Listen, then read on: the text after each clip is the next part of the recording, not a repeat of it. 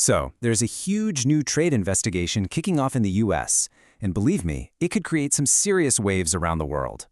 Today, we're going to break down exactly what this Section 301 investigation is, why it's happening right now, and what it could mean for all of us. So the big question on everyone's mind is, are we looking at a new global trade fight? Well, if you look at what's coming out of Washington, it sure looks like things are heating up, and it all comes back to this one very powerful investigation. The official kickoff was March 11th, 2026. That's when the U.S. Trade Representative's Office fired the starting gun on this massive investigation. And let's be real here. We're not talking about some minor disagreement. This is a big deal, a move that could really shake up global trade as we know it. But why? Why now? What's the real problem they're trying to solve? Well, it all seems to stem from a recent Supreme Court decision that actually struck down some other tariffs. So the administration had to find a new way to apply pressure, and it looks like this investigation is their new game plan. The official target here is something called structural excess capacity. Okay, that sounds super technical, but it's actually pretty simple. Basically, imagine a country builds up its factories to make way more of something, say steel or solar panels, than its own people could ever buy. What you get is this giant surplus of stuff. So where does all that extra stuff go? Well, according to the U.S. Trade Representative Jamieson Greer, those countries are basically exporting their problems. In other words, they're flooding markets like the U.S. with all these cheap goods. And that phrase really captures the American view on this whole issue. So, to fight this, Washington's pulling out a very specific and very powerful tool. It's what a lot of experts call the big lever of American trade law, Section 301.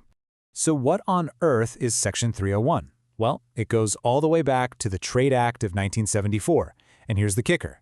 It gives the U.S. government the power to act all on its own, unilaterally, to investigate and then hit back against any foreign trade practices that it thinks are unfair. And that power to act alone is precisely why experts call it a very big lever. Think about it. The U.S. doesn't have to wait for the World Trade Organization or anyone else to give them the green light. This law was used a lot back in the 80s and 90s. Then it kind of fell off the map for a while, but lately it has made a major comeback. And if you really want to see why this is such a big deal, just look at how it stacks up against other trade laws. See, with Section 301, the U.S. can act on its own. There are no preset limits on how high the tariffs can go, and the measures don't just expire after a certain time. It gives the U.S. an incredible amount of power, and that, of course, is exactly why it's so controversial. Okay, so we've got the what and the why. But what about the who? Who's actually in the hot seat with this investigation? And wow, this list it's a long one. We're talking about some of the biggest players on the world stage. China, the entire EU, India, Japan, South Korea, Mexico. It just keeps going. In total, you've got 16 different economic entities, from Switzerland and Norway all the way to a whole bunch of nations in Southeast Asia like Vietnam and Thailand. This is a genuinely global investigation.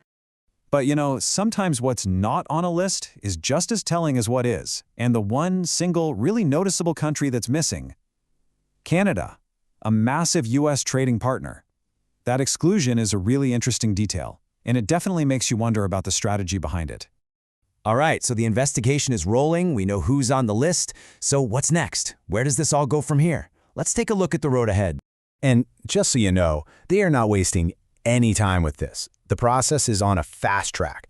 There's a period for public comments, a deadline for written arguments, and then public hearings. And the goal is to wrap this whole thing up before July 24th, 2026. That is an incredibly fast timeline for something this big. So when all is said and done, what could actually happen? Well, it really boils down to a two-step process. First, the investigation has to conclude that yes, there is evidence of unfair trade practices. If, and that's a big if, that happens, then we get to step 2, retaliation. And that could be anything from new tariffs and fees to all sorts of other restrictions on imports. And really, that brings us right back to the massive question at the heart of all this. Is Section 301 a tool that's necessary to make sure trade is fair for everyone? Or is it a really dangerous spark that could set off a much bigger, much messier global conflict? That is the critical question we're all going to be watching.